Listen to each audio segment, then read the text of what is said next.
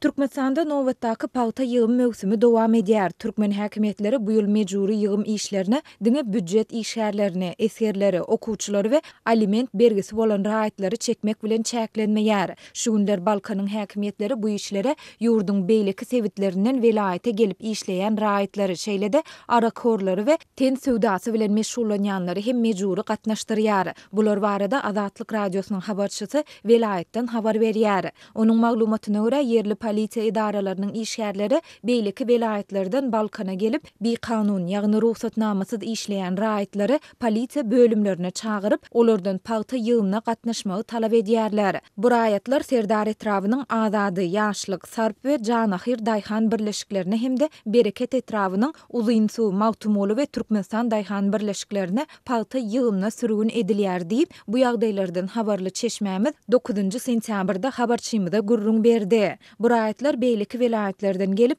Balkanyň Hazar, Gumdag we Balkanawat ýaly şäherlerinde ruhsatnamasyz işleýär. Balkanyň häkimetleri paýta hasylyny diňe beýleki sewitlerden gelip işleýän raýatlaryň däl, eýse welaýetiň polisiýa bölümlerinde hasapda duran arakhorlaryň we ten söwdasyny edýän aýal gyzlaryň hasabyna hem ýygnamaga synanýar. Polisiýa işgärleri olara bu çäreleri ahlak düzediş işleri diýip düşündirýärler. Şeýle-de munyň jeza we temmi beriş çäreleriň bir bölegini hem belleýärler diýip çeşmämiz aýtdy. Bellisek Balkan welaýeti ýurduň döwlet harmanyna iň az paýta hasylyny tagşyrýan sewitdir. Şu ýyl Türkmenistan boýunça paýtanyň 1.250.000 tonnasyny ýygnamak gözüňünde tutulýar. Şonuň iň az muktary ýagny 10.000 tonnasy Balkan welaýetinden ýygnalar. Öz gezeginde Ahal welaýeti 280.000, Daşoz welaýeti 275.000, Lewap welaýeti 320.000 we Mary welaýeti 365.000 tonna paýta hasylyny tagşyrar. Ýurduň gowaça meýdanlarynda paýta ýygymy möwsümi baryp awgustyň ortalarynda başlan bolsa-da, bu işe resmi derejede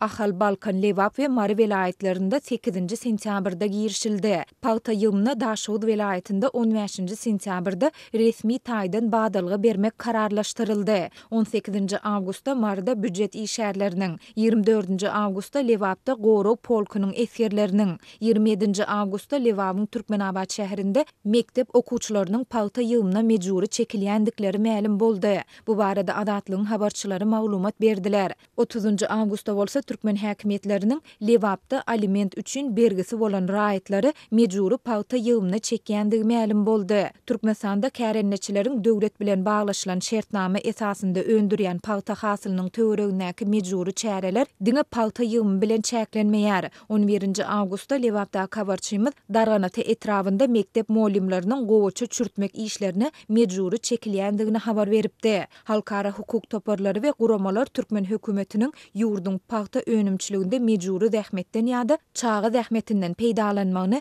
ýygyderli tanqid edip gelýär. Responsible Sourcing Network ýagny jogapkar üpçün edijileriň ulgamy web saytynyň maglumatyna görä 2021-nji ýylyň 10 awgustyna çenli 138 kampaniýa türkmen paýtasyny özleriniň üpçünçilik zynjyrlaryndan çykarmak barada wada berýän kampaniýa gol goýdy. Kampaniýa gol goýanlaryň arasynda Adidas, Alexander McQueen, Balenciaga, Boucheron, Burberry ýaly global markalar bar. Türkmen Döwlet Habarlar Agentliginiň maglumatynda ýygym möwsüminde John Deere 99-70 kysymly paýta ýygýan kombaynlaryň 1000-süniň paýta daşama üçin ýük awtologlarynyň 2227-siniň, traktorlaryň 2301 sansynyň we traktor tirkegleriniň 3620-siniň ulanylýandygy öňe sürülýär.